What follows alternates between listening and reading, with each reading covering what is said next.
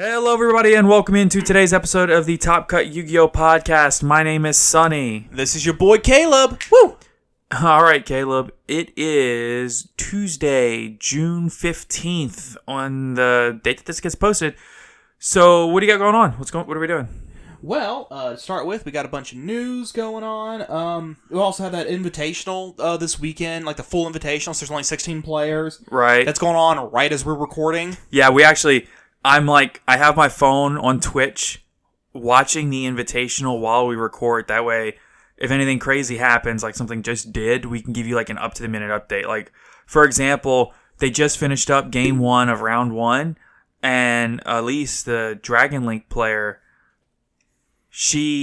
her board got stopped by the Tri-Brigade player, and then he proceeds to turn around and he summons access code. He goes big combo, summons access code. Normal summons Fractal into his only link zone and missed the game shot by 700 life.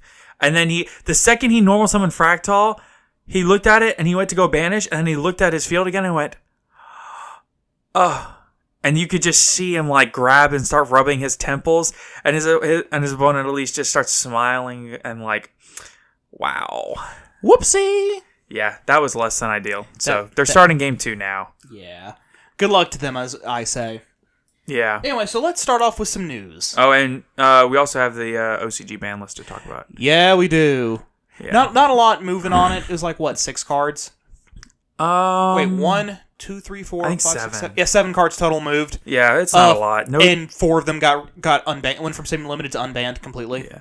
We'll talk about that. The thing I want to talk about first, though, before we get too far in, is so we're wanting to standardize the formula basically for the podcast, and so this way when people listen, they will get kind of not necessarily the same thing every time, but it will be more what to expect every time, and not just our usual thing but basically the structure of the show, we want to remain generally pretty close. So What we'll do is we'll lead in every day, our intro, we'll do our quick play news. Yeah, we'll do we call quick play news. So rapid fire, a couple of things just off the top, and that stuff that's not detailed enough for a full segment by itself. Right. So it's just some quick hit stuff, and then after the news, we'll do a quick, very short ad roll, then just kind of something to help us keep the podcast going. And then after the quick ad roll, we'll go into the big section, which today is talking about all the new support cards. And then after the first segment, we'll move into the second segment, which we'll try to keep 2 to 3 segments per episode. The second segment today is talking about the OCG Banlist. And then the final segment will be the qualifier, that way, or the invitational. That way, at the very end, hopefully, they'll be done with at least this round, and we'll know get one of the decks in the finals. Yeah. Oh, yeah, most definitely. So, why don't you lead us in with some news, Caleb? Okay, well, first off, let's see. So first off, we have Antoine Griezmann, or is it Griezmann? I think it's Griezmann. There we go, Antoine Griezmann. Considered the best football player of this generation. Keep in mind, this is in the UK, so it's soccer here. Yeah, so all of our listeners everywhere outside of the US, which, thank you all, again, we have quite a few listeners outside the US, but all of you will understand when we say football, we mean soccer, but the majority of our listeners are American, so we're American, so... Yeah, it's just... If you couldn't tell.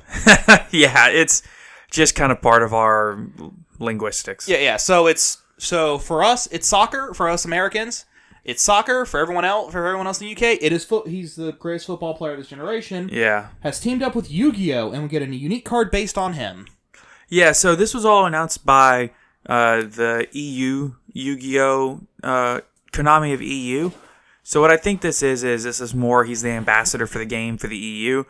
And if I had to guess, I would anticipate us getting a different ambassador for the North American game, because there is an American football player. He was a Super Bowl champion, played for the Kansas City Chiefs. And I mean, he's really good, tops regionals, stuff like that. So I'm anticipating him or somebody similar being the North American ambassador if we get one. Yeah, if they bother with that. He's not quite as famous as Antoine Griezmann, but yeah. he's good. Moving on, Battles of Legend 2021 has been renamed to the Brothers of Legend due to it featuring Curry Babylon, 5-Star Twilight, and the Karibo Brothers. Oh, okay, yeah, that makes sense. Yeah. You think that's why they renamed it? I mean, it's why they said they did. Oh, well, fair enough. Is because of the Karibo Brothers. Yeah. Hence, Brothers of Legend. Right. Ha ha ha. So, if this is what was announced, we were expecting Battles of Legend. If this is going to be Brothers of Legend now, this is where you'll get that Forbidden Droplet reprint in... Yep. What do they say? In October, November is when the set's supposed to come something like out? that, yeah. Yeah, if we get it then.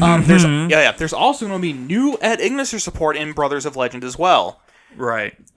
Which kind of moves on into that the 2021 10 of Ancient Battles will have the vast majority of the basic cards you need to build your own Ed Ignisser deck. So any of you who are looking to build Ed Ignisters, looks like Brothers of Legend in the 2021 Mega 10 will have your back for that. Oh, that's good. That'll be really good. Oh yeah.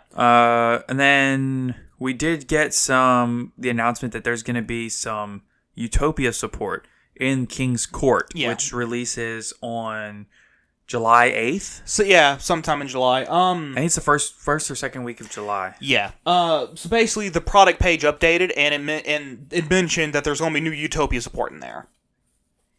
Okay. Well, I mean that makes sense. Yeah. So that's going to be interesting.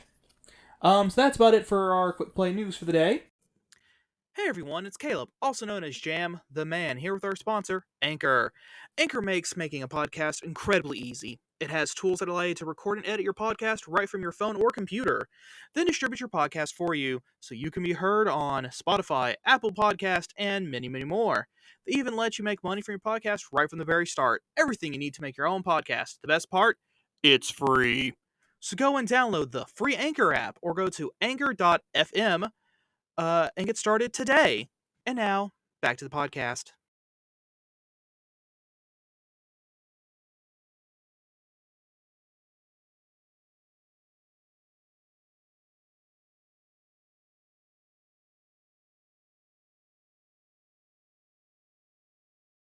All right, let's talk a little bit about some support for Magikey.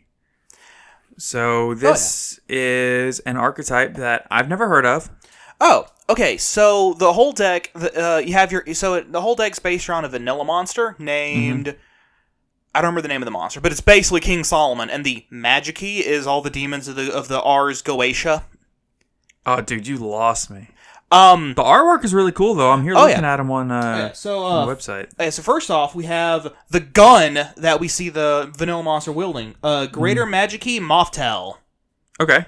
Light level 4 Fiend Tuner Effect Monster. Okay, so there's a tuner, so they're kind of like an Exceed or Synchro based. It's a Synchro Exceed deck. They Synchro or Exceed, whichever one you need at the moment.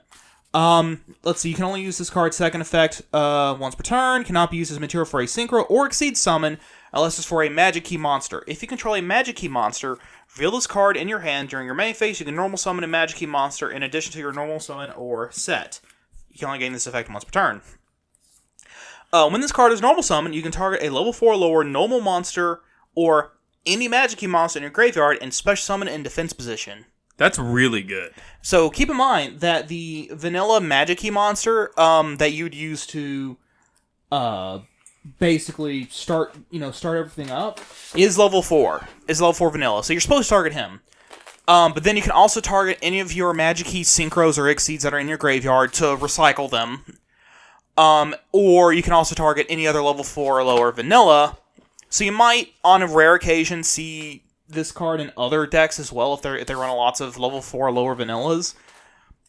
I don't think that's ever going to happen, but it's a possibility. I mean, it could happen, but yeah. I don't know. I just don't really see the deck as like hyper competitive, but this is a great card for the deck. Oh yeah. Next up we have a new Synchro monster, Magikey Mutated Ogre Transformine. Level 8 Fire Thunder monster. Fire attribute Thunder type. That is Synchro. Yeah. 2800 attack and defense. Beefy. Very beefy. Materials: a Magikey tuner and a non-tuner normal monster. And he's level 8, so hey, that's the Magikey tuner plus the vanilla. You got him. Right. Let's see. This card can make up to 2 attacks on monsters during each battle phase. Period. That's pretty good. Oh yeah. During your main phase, if you control this card, sync or summon using monster with 2 or more different attributes as material, you can set a Magikey spell or trap directly from your deck. Which is interesting, particularly because I think the vanilla is dark. So a dark light would then make this guy, you get his effect off. Oh, cool. 3. If your opponent normal or special summons a monster with the same attribute as a monster in your graveyard, you can destroy that monster. That's solid. Granted, that's only once per turn, but still, that's pretty. Particularly because if you can just make him very easily with the light and dark. Then he immediately goes, "Oh, your opponent makes a window effect. Pop it. It's gone." Right. Your opponent makes your opponent summons Fleur de Lis. You can just immediately pop it, or your opponent summons Striker Dragon. You can pop it, and it stops Dragonly from popping off. So there's all kinds of things you can do there. Next up, we have a new Exceed monster. Magikey Possessed Spirit Webarthu. Rank 4 Water Sea Serpent. Exceed monster, 2k attack and defense. Not very big. If it's Exceed summon, detach 1. Add a level 4 or higher normal monster from deck or graveyard to your hand. Remember, this is a generic rank 4 that can search for any level 4 or higher normal monster. I guess it kind of depends, but I guess that's playable in some decks. Oh yeah, I mean that would let you search out Blue Eyes, Dark Magician, Red Eyes if you're into that kind of thing. I tell you what, the person that searches their Red Eyes or their Dark Magician is built different. Yeah, like they got something else going on that we couldn't think of. Yeah, they're entirely too big brain. But the Blue Eye search on a rank 4 is pretty neat. It's pretty nifty. Yeah, it could. Also, if this card has a normal monster as material, it gains this effect. At the start of the damage step, if this card battles an opponent's monster with the same attribute as a normal monster and or Magikey monster in your graveyard, detach 1 from this card, make your opponent send the battling monster to the graveyard. You know, this is really, really interesting, actually, because it being a generic level 4, or rank 4 Exceed, and it searches it can search a level 4 normal monster from the deck or graveyard. Mm-hmm. This is playable in Suships.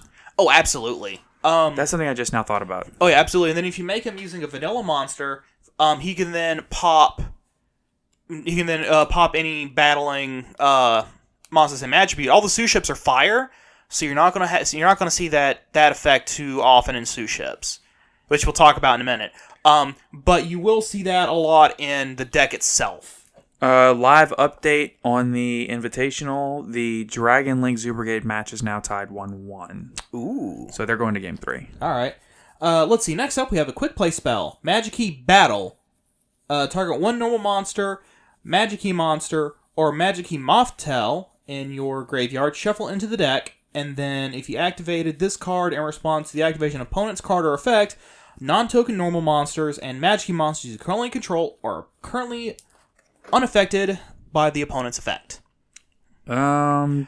Seems pretty good. So what you can actually do with that is if your opponent activates Forbidden Droplet, you can activate this, and as long as they didn't send a spell card, and then their Forbidden Droplet just fizzles because it's unaffected by that effect.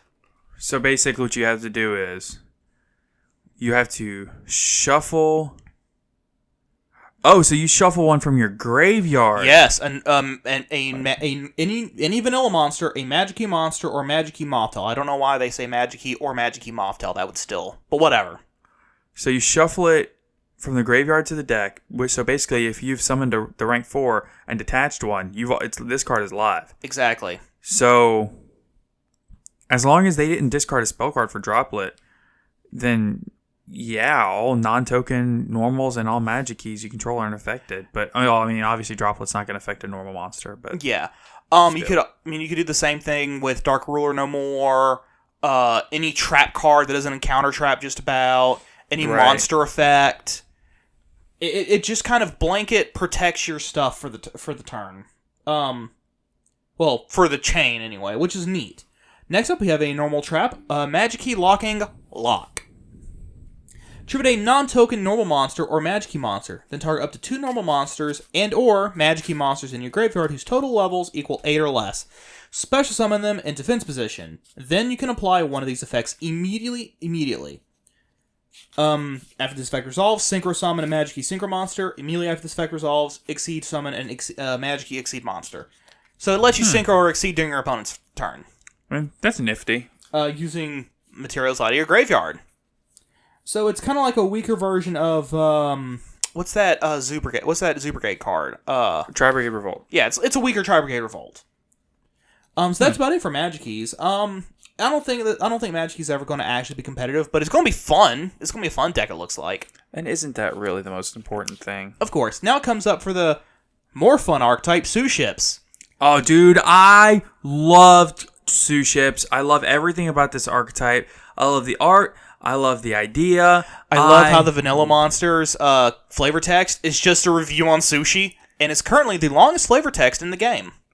I love this archetype. I'm so excited for this, dude. On a scale of 1 to 5 stars, I give this entire archetype 4 stars. Ha ha ha. It's the joke they make on the vanilla. Ha ha ha. Literally. Okay, so I want to read the Suship. Yeah, go for it. Okay, first one is a level 5 Aqua Fire effect, or level 5 Fire Aqua effect monster, 900 attack, 1500 defense. You can only use the first and second effects once per turn. 1. You can reveal one other Suship card in your hand, special summon this card from your hand, then apply this effect based on the card.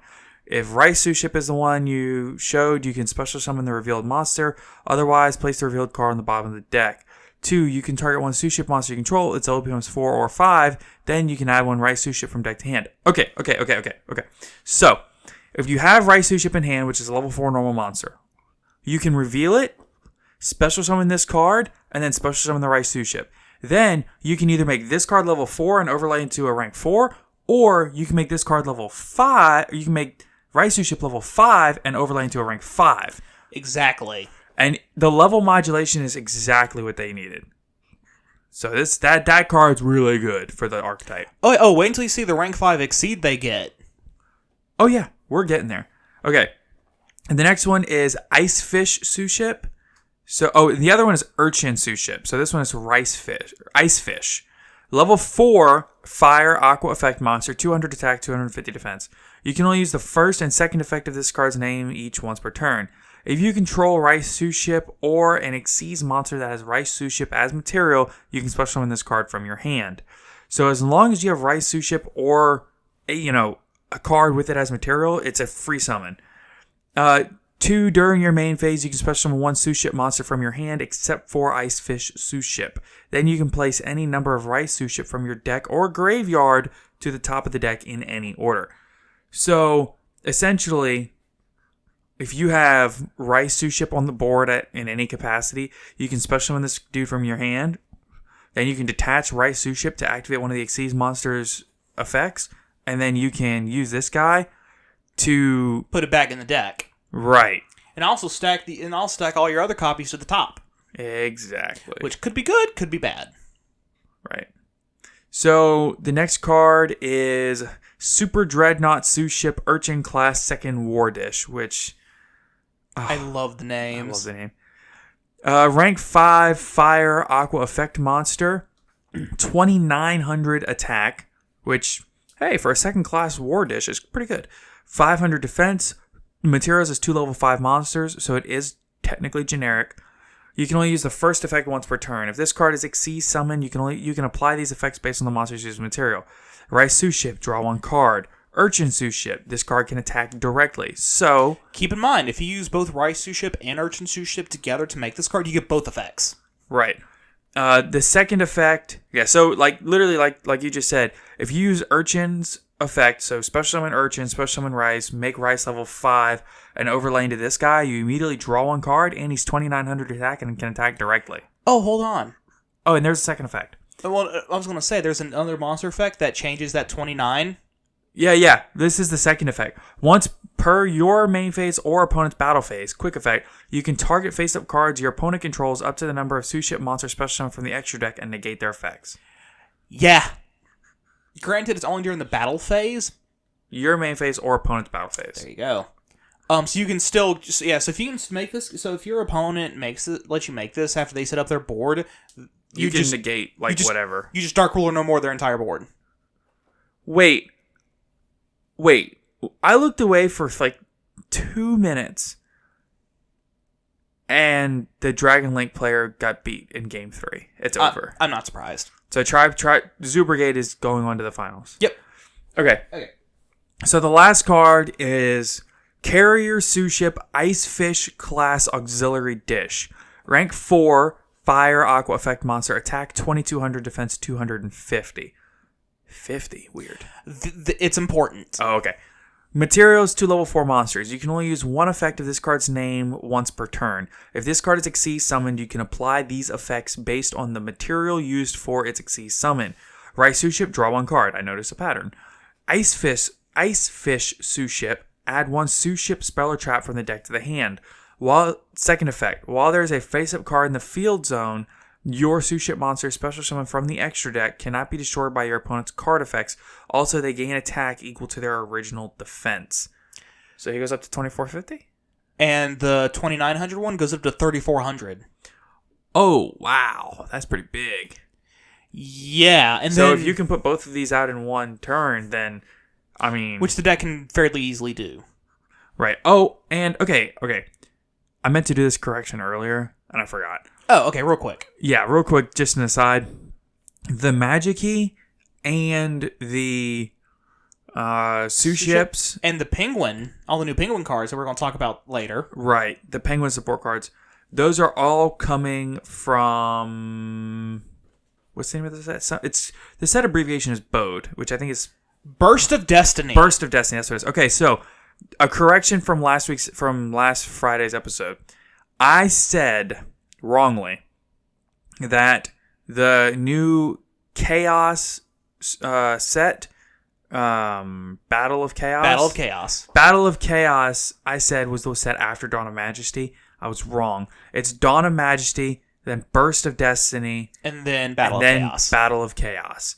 So, Battle of Chaos is the third core set from now. Yeah. That's where all the Flunderies are going to be in. Got the Suships. Borload Riot Dragon's going to be is the cover card, I think. Right. Who is the Rocket Ritual that nobody really cares about because it's a ritual monster. And I mean, I do like the name of their ritual spell. It's like Quick Trigger or Heavy Trigger. I'm like, that's cool. That's a pretty cool name. Yeah. Anyway, but basically, the whole deck's around Xyz summoning rank 4 and 5. So Suships, yeah. You don't even have to make the Suships, though. You can make other rank 4s and 5s. Yeah, but I feel like you're primarily going to be making the other Suships. Yeah, and the other thing is, I feel like this is going to be like a going second try to OTK deck. Very possibly. We'll have to wait and see. It's still fun, though. I don't care. I'm building it. Oh, absolutely. If I can get all the stuff for it, I will, too. All right, next up, we have the animation... a couple more cards from the Animation Chronicle 2021. Yeah, First off, for those of you who like ninjas... Wait. What? Summon Storm. Is this a ninja card? It's supposed to be. Oh.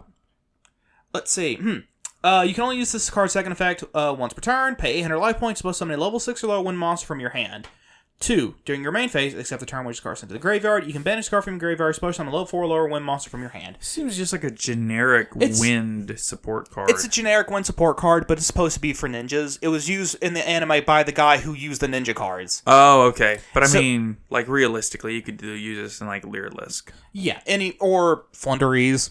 No, you can't. They lock themselves out of special summoning. They do lock themselves out of special summoning. That is true. Yeah, so any wind archetype of special summons, you can harpies or whatever. Right. Next up is a card for Fluffles, actually. Toy Parade. Normal spell card. This card is always treated as a Frightful card. You can only use one effect among the 1 and 2 effects of this card's name once per turn.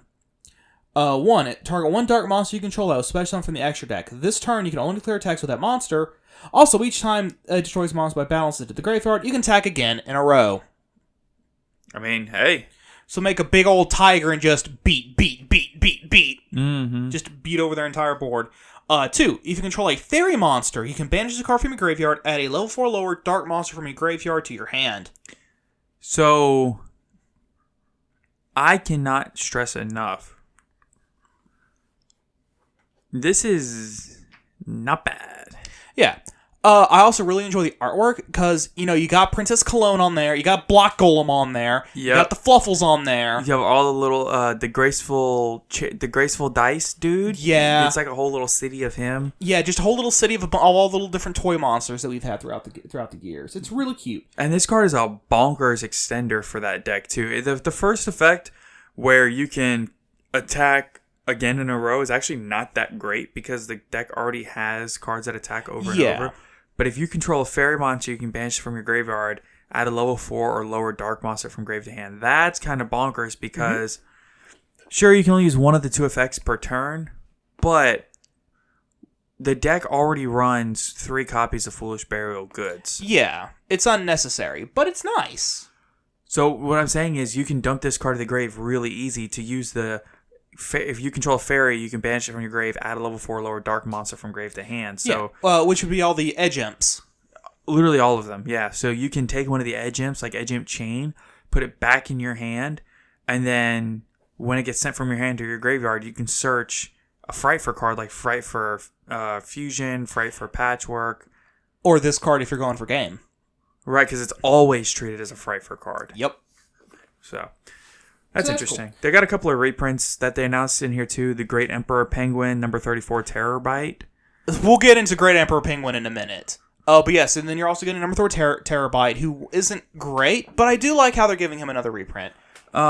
Just a quick little interrupt again. I know I'm interrupting a lot for this. The second match is starting, and this is between Dragon Link and Dinosaur.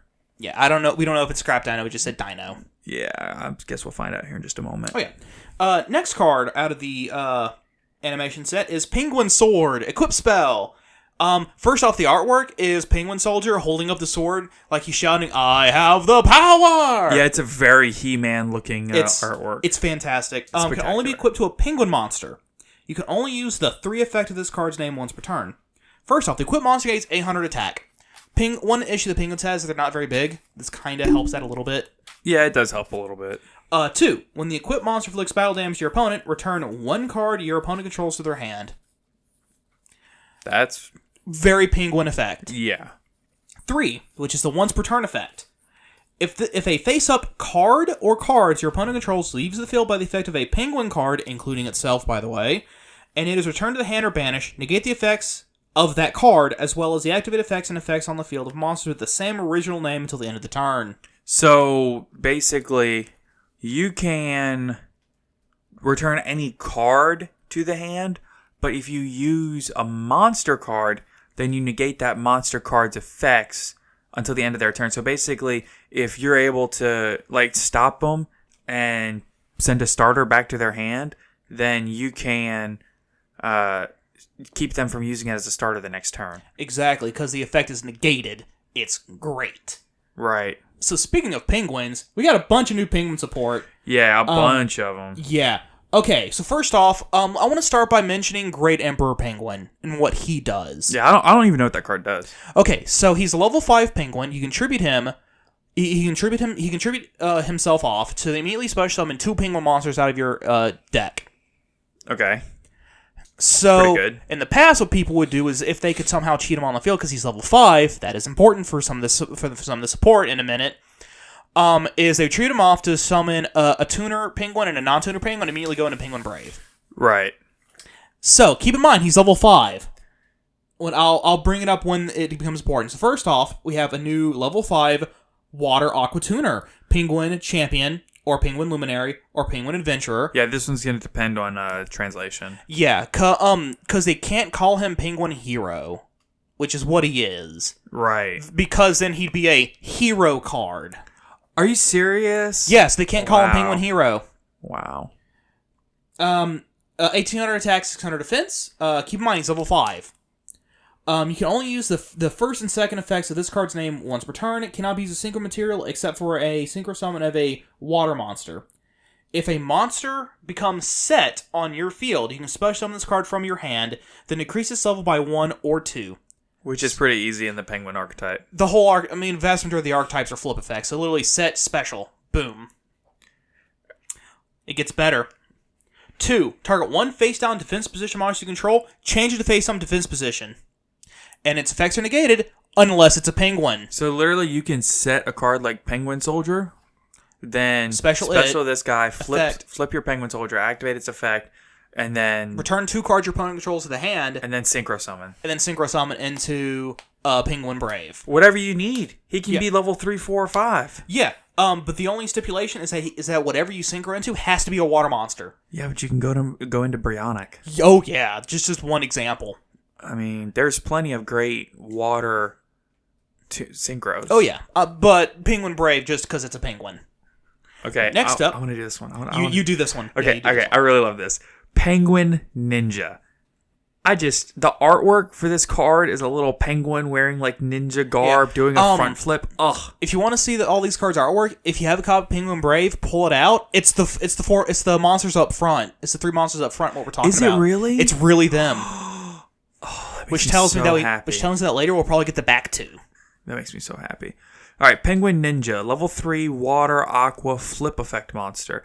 1400 attack, 700 defense. You can only use the second effect once per turn. If this card's flip face up, you can target up to 2 spell or traps your opponent controls, return them to the hand. You hear that, Book of Lunar? Up to 2. Second effect, you can target 1 penguin monster you control, change it to face down defense. So, pretty simple. If it's face up, you can change itself or any other penguin into face down defense. Oh yeah. So one combo I immediately see is if you already have Penguin Soldier, you pop off that effect to flip the Penguin Soldier back face down. A card was just set to your field, special on Penguin Champion, we'll call him for now. Flip the Penguin Soldier, you get its effect again. Yeah. The next up we have Penguin Priest. Level 3, 600 attack, 1700 defense. You can only use this card's first effect once per turn. It is all the guys at the front of Penguin Brave. I told you. I happen to have a copy because I have basically the entire deck built, except for obviously all these new guys. That's awesome. We will. There's like a little magician that's going to be coming, and a little. That one also looks kind of like a ninja. Yeah, I'm thinking that might be like Penguin Kunoichi or something like that. Penguin Samurai. Yeah. Anyway. I'm so excited. Oh, yeah. Anyway, okay, so you can only use for this card's first effect once per turn. If a penguin monster is sent from your monster zone to a graveyard by your opponent's card, even during the damage step, it specifically states that you can target one of those monsters, discard this card, special on that monster in face down defense position. So if your opponent runs over Penguin Soldier, you get Penguin Soldier's effect, and then effective Priest, discard it, reset the Penguin Soldier, then flip it again to bounce 2 more cards. Let's see. Second effect. Once per turn, target 1 penguin monster you control. It gains 600 attack until the end phase. Also, you gain 600 life points. We're kind of excited about the penguins, guys. Yeah. Penguins! And then they're also getting a continuous spell. Royal Penguin's Garden. Why isn't this a field spell? I don't know. It's a garden. It's a place. It's a royal garden. This is what frustrates me, because I feel like this should be a field spell, but like there are field spells that like don't even act like field spells. Yeah, like Magical Meltdown. Yeah, it's not a field spell, but that's a field spell. But then this isn't. Continuous spell card. You can only activate 1 card with this card's name per turn. When this card resolves, add a penguin card from deck to hand, except Royal Penguin Gardens. 2. Once per turn, reduce the level of 1 penguin monster in your hand or face up on the field by 1 until the end of this turn. Then discard 1 card. So you can activate this effect to make Penguin Champion, level 4, normal summon, his effect goes off, well, you can then special summon him, his effect goes off, making him level 2. So you can sync 4. It's going to be interesting. Oh, yeah. In addition, you can also reduce the level of Nightmare Penguin and Emperor Penguin by 1, making them level 4. Nightmare Penguin is less useful because he has the same flip effect, where you bounce 1 card, but then he also increases all your water monsters' attacks by like 400, I think. Yeah. Which is something the deck needs. But then Emperor Penguin becomes normal summonable. So he becomes a starter where you can normal summon him off of that effect, because he's level 4 now. Tribute him off to special summon 2 penguin monsters out of your deck, and then you blah, blah, blah, blah, blah. Right. By the way, almost all these penguins are salvage targets. Wow. I'm pretty happy about this. Yeah, penguins are going to be legitimate archetype. Not a threat, but an archetype. It's going to be fun. Oh, yeah, no, it's going to be real fun as you just kind of bounce your opponent's entire field back to their hand. Man, they're still on game 1 of this second match, and It's Dragon Link. It's still the Dragon Link player's turn, they're I on, bet. yeah, you're absolutely correct. It is turn 0, and he is still in his first turn. He's almost got his full board. He's got Heretic Seal. He's got a 3 or 4 Negate-Appaloosa. He's got a Legionnaire, and I think he went Chaotic Ruler instead of Warlord Savage. He probably did it. So he's probably thinking, depending upon what he pulls off the top with Chaos Ruler, he might be able to extend into a Warlord Savage. Well, he just banished a Chaos Space out of his graveyard, so To activate Chaos Space's effect, yep. yeah. Anyway, moving on to the OCG ban list. Yeah, so this got announced this morning, which is wild to me because I feel like their last ban list was after our last ban list. It was. I think they kind of released these whenever they finished deliberation on what to ban, what not to ban, blah blah blah blah. Well, theirs is the July 2021 ban list, so theirs is already out weeks in advance, which is kind of wild. So let's start with unlimbs and go up. Okay, that's fine. So unlimited. You have Mathematician, Wind-Up Magician, Union Hanger, and Firewall Dragon. I'm not really surprised by any of these. Wind-Up Magician, they're afraid of loops, but he didn't need to be on there. Mathematician, they're afraid of strong one-card starters, which I understand, but he didn't need to be there. Union Hanger, they're afraid of ABC, but it didn't need to be there. Yeah. And Firewall Dragon got super-duper errated, so... Yeah. Now it's only playable in a Cyber deck, like at Ignister or Code Talkers. Or Salamangreat. Yeah, but... Okay, so... I'm just gonna move right on into it because I don't feel like there's a ton to talk about there. There's really not, except that why was Wind Up Magician on the ban list? Loops, brother. Later? Yeah, whatever. Semi-limited, you have Pendulum Call, which that's an interesting semi-limit. I don't really feel like it came from 1 to 2, so I feel like they're trying to ease up on pendulums over there, even though they already have they still have Electromite over there. Yeah, but they're still trying to ease up just a little bit. Yeah. See what happens. Fire Formation 10 key to 2 from 3 to 2. So this is interesting to me because I feel like as dominant as Zoo Brigade is over there, representing generally over 25% of the meta on any given tournament, which is crazy considering how weird their format is. They have Max C, they have Grass, they have VFD. Yeah. The fact that this deck can be the number 1 deck over there is wild to me. Oh, yeah. So they wanted this is a slight consistency hit, but it's nothing crazy. Yeah. Then this one's really weird to me. Frame Gear Gamma. They semi-limited. I guess they just got tired of getting gammaed. I don't know. It's so weird to me because even if you look at the deck lists over there, I don't think the card was necessarily a huge problem. But not really. I think it was just a hit just because. Yeah. I mean, Frame Gear Gamma is one of the more powerful hand traps in the game, just due to the fact he puts 2 bodies on board as soon as you activate him.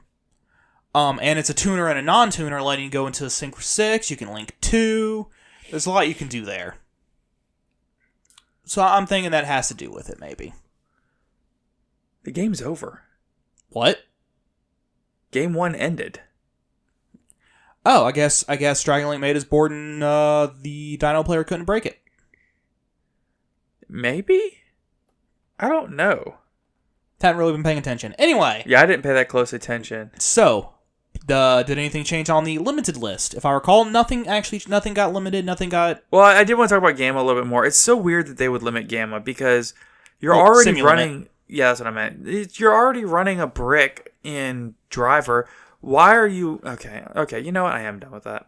Yeah, I mean, like I said, I think it's because it's one of the more powerful hand traps due to it putting 2 bodies on board. Yeah. That's probably it.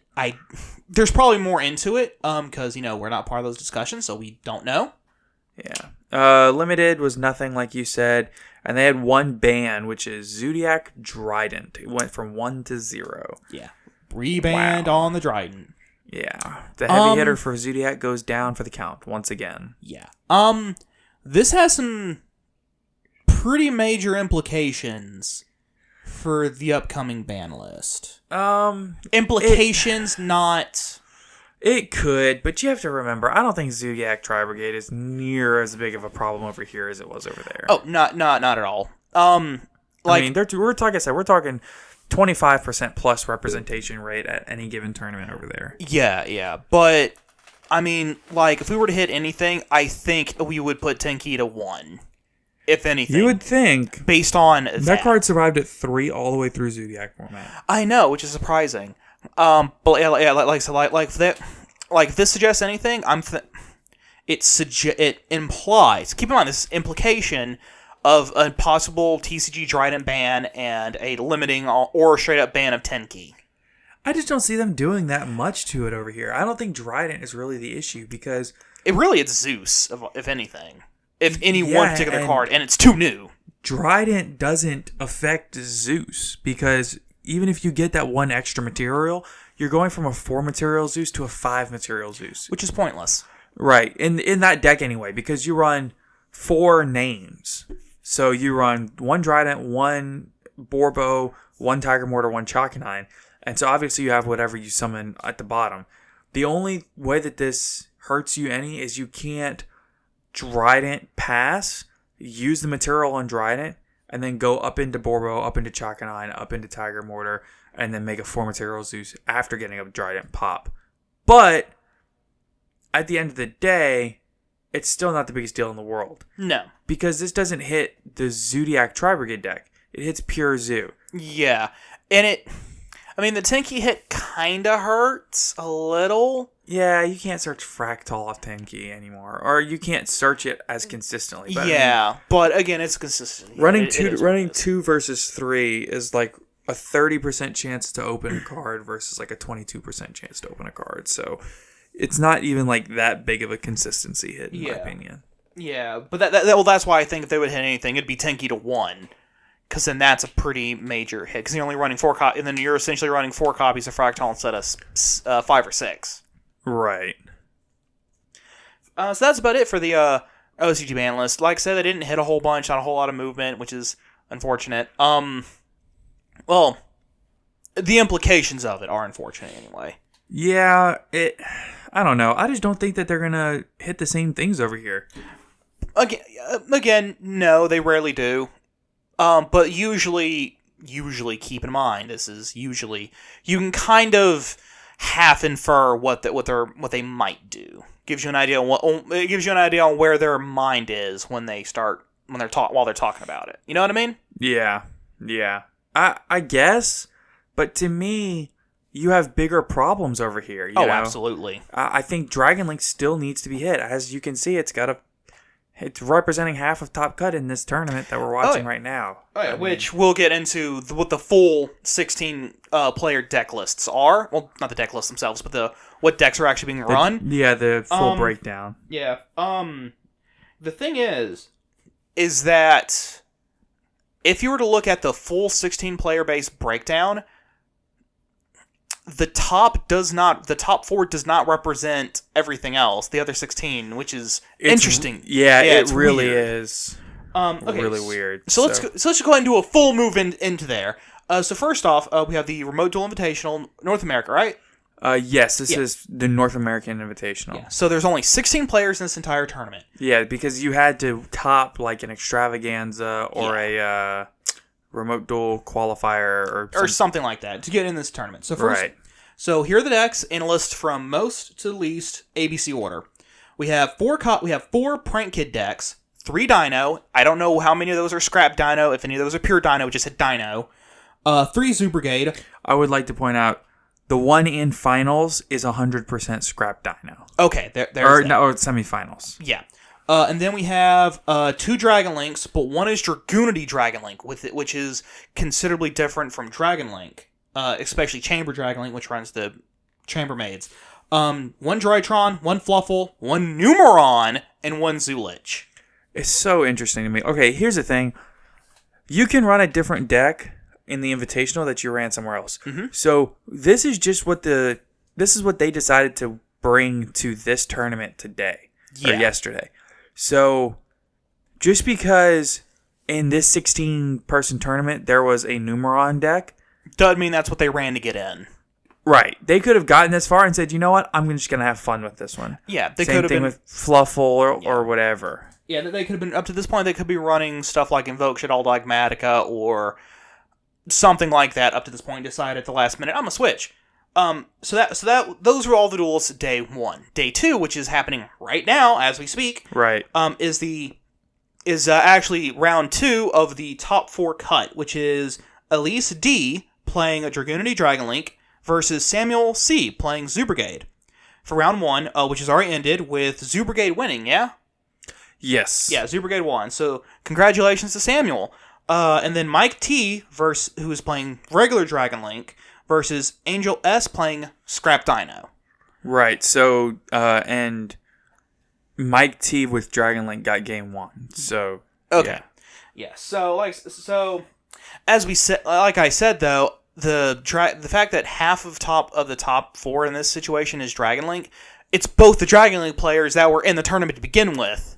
Right. So, when you look at the total breakdown, a quarter of the field was Prank Kids, none translated to Top Cut. 3 Dino, only 1 translated to Top Cut. 3 Zoo Brigade, 1 translated to Top Cut. 2 Dragon Link, both of which translated to Top Cut. 2 different builds, by the way. Right. And then Drytron, Fluffle, Numeron, and Zulich. None of those made it. So, it's really interesting to me that you have double Dragon Link in Top Cut, because I feel like lately you haven't seen Dragon Link translating to Top Cut as well, because honestly, the deck's been around for so long now that everybody either knows the combo lines or knows what you know what the deck is doing. You know what they're going for. You know what to prepare for. You know what to hit. You know what to what's imperm. Where to interrupt. You know where to drop that droll. You know where to at this point people know where to drop the Nibiru to get the most payment out of that nib. Yeah. Yeah, it is what it is. People know how the deck functions now. But one thing I'm interested in is that Dragoonity Dragon Link deck. Because all the Dragon Link decks we've seen in the past have all been the same build. 2 to 3 chamber, 2 tidyings, and then bog standard Dragon Link from there. Which is what I've been calling Chamber Dragon Link to separate it from all the other different builds the Dragon Link has had throughout its history. From Rose Dragon Link to Chaos to this new one, Chamber Dragon Link. The Red Eyes build. Yeah, Red Eyes Dragon Link. There's a lot of different builds of Dragon Link. PK Dragon Link. So I like to come up with something to kind of separate them out so you can kind of see the cards, the deck's history, because it's absolutely fascinating. At the end of the day, though, there is something that they all have in common and always will. I mean, it's the Rocket Monsters and the White Dragon. LP. Yeah, and LP, of course, LP. There's a lot of overlap. Okay, but so LP is the big one. We have seen very low Top Cut representation numbers from Dragon Link over the last few extravaganzas, the last few qualifiers. The last, year and a half. No. This format specifically. Yeah, very low. The Dragon Link numbers have been a lot lower. Because if you go back before Virtual World, the Dragon Link numbers were as high as they had ever been.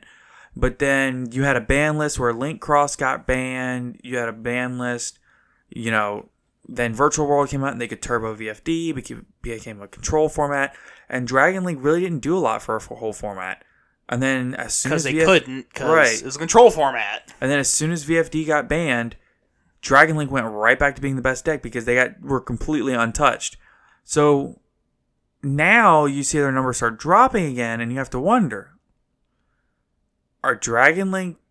I know they're not getting power crept, that's not the term, but are we looking at a time when is Dragon Link kind of getting phased out because everybody knows what's going on?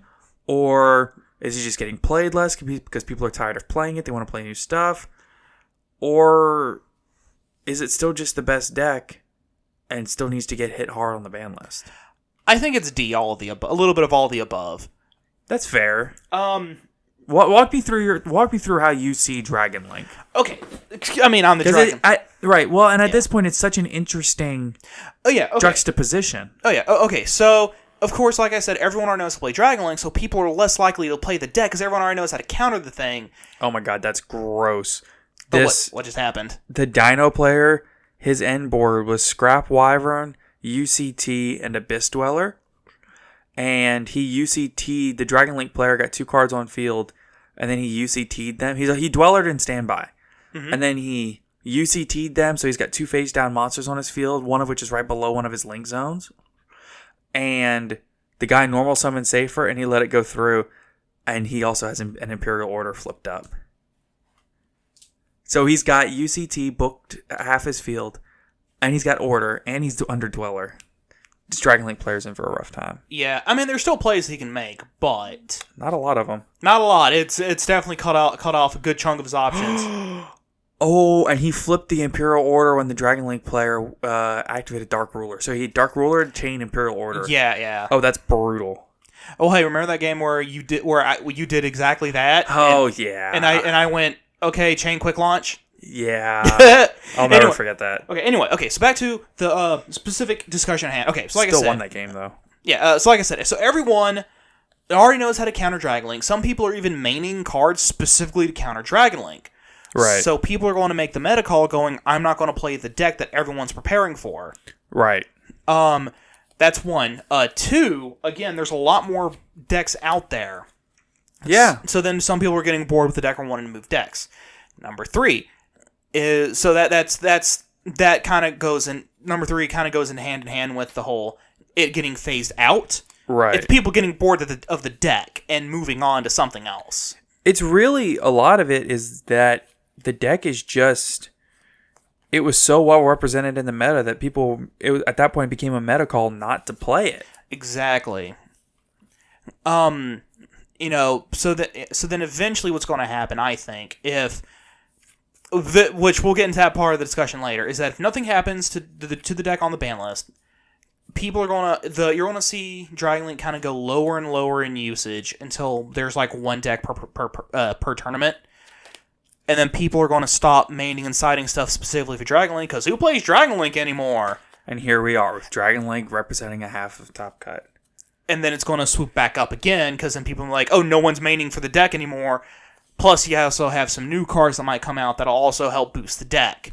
Right. Or allow it to manipulate itself into a new form that can end on not better boards, but more board options. Right.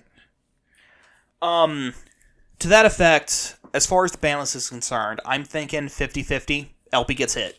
LP gone. Gone. Yeah, if they really want to hit the deck, LP is the thing to hit. But the thing you have to remember is that this is Dragon Link. It's one of the most versatile decks that's ever existed. It's one of the most well-supported decks that's ever existed. Yeah, you'd have to mess with 7 or 8 cards. I mean, you'd have to mess with the Rocket Engine. Yeah, you'd have to mess with the Chaos Engine. You'd have to mess with you'd have to do something with Chamber and Red Eyes. And the Guard Dragon Engine. And the Guard Dragons. And the Rose Dragons.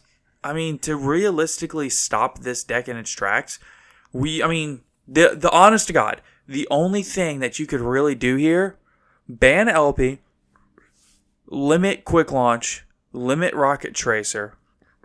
You'd have to either limit or something Chamber. Or Tidying, either one. Well, the limiting on Tracer wouldn't matter, because to go full combo, they only need one Tracer. Yeah. They run 3 in case something happens to the first one. It's... Even then... Yeah, but Starly Schaefert. You could ban White and Black Dragon. Yeah, you could ban White and Black. You could leave Safert. You could limit Safert. You could ban Safert. You could limit Chaos Space. Because Safert because each Safert is basically another Levianeer I can just drop. Yeah, I mean it. Because you can banish the Safert out of your graveyard to add Levianeer back to hand, and then drop it again and again. Right. Thankfully, it only gets its special summon effect once per turn, but you can special summon it as many times you have material per turn. Yeah. Thankfully, because then I could just keep ripping cards out of my opponent's hand. Yeah. The issue, you said that, which card was that? You said that was... That's Safert. Let you get your recur your Levianeer. Yeah, dude. That's another card that I really take issue with, is Levianeer. Ripping cards out of your hand. That bothers me. Levianeer is that card, though, that's either at 3 or banned. I could legitimately see them banning Levianeer. I mean, okay, to a lot of people that's going to seem crazy, but you have to think, when that deck goes full board, Levianeer either ripping a card from your hand or popping to back row to end the game. Or, in some very rare builds, getting its 3 light effects, special summoning another monster out of either opponent's graveyard. Either graveyard. Yeah, I mean, the versatility of that card is insane. And especially in a deck like Dragon Link, where it can be used as link material, or it can be used to fulfill its effect, get reused, 2,800 body on board. 3K, it's a 3K body. 3K body on board. 0 defense, but who cares? That card's insane. That card is actually insane. Yeah, but at the same time, like I said, it's one of those cards where it's either banned or it's a 3. Because if people run it, they run 1. Because with Seyfert, you can just recur it over and over. You can recur it 3 times. Right. So you essentially run 4 already. Let's see. You could hit Absent Router to 1 to limit, because not all of them only run 1 Absent Route. Some of them run 2. You can limit that to 1. Let's see. Quick World Legacy Guard Dragon. Hit World Legacy Guard Dragon. But that's an entire discussion all on its own. Yeah, attacking the Dragon Link deck is complicated, and I think that's part of the reason they haven't hit it yet is because they don't know what to hit. I don't even know that they don't know. It's just it takes.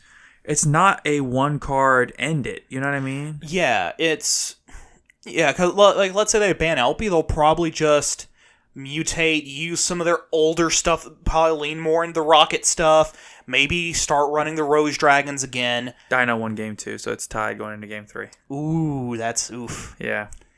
I mean, there's just so much you can do with the deck, and I think that's why they haven't hit it yet. Oh yeah. But I'm like 50-50, but 50-50 LP's gone, in my opinion. Yeah, and even if they don't hit LP, there's going to be other things on the ban list that hit it. It's a versatile deck, and even when they hit it, here's my thing though: when they hit that deck will adapt and it will overcome. There will be a different build of that deck. Yeah. I promise. Oh yeah. They might lean more into the rocket stuff. They might lean more into the rocket engine. They might lean more into the Dragon Maid stuff. They might actually start leaning more into Red Eye stuff. Right. As a matter of fact, I'm actually trying out a new build myself that runs Red Eye's Wyvern. I mean, that's just it though. As long as there's a bunch of dragon generic dragon cards, that deck will always have another way to be played.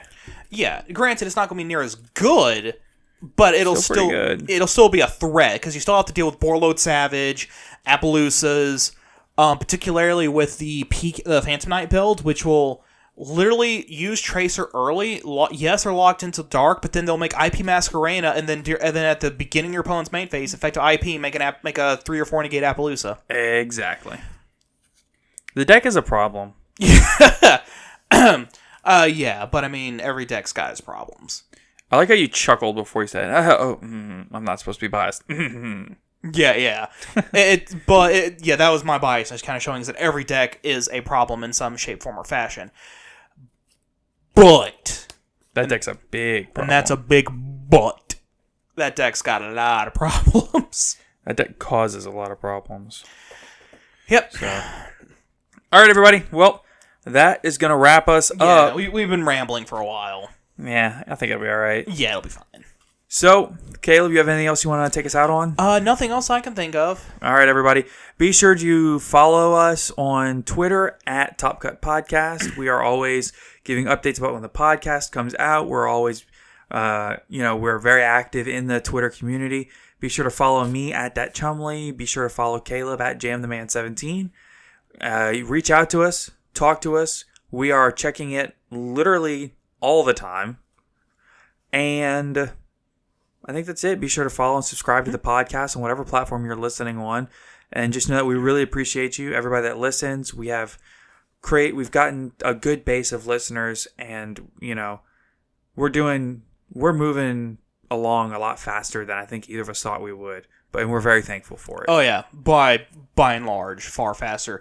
I didn't think we'd get where we're at this point for like another 2 or 3 years. Right. So I'm really excited, and I'm excited to see where it takes us. Oh, definitely. With that, everybody take care. Have a good one, y'all.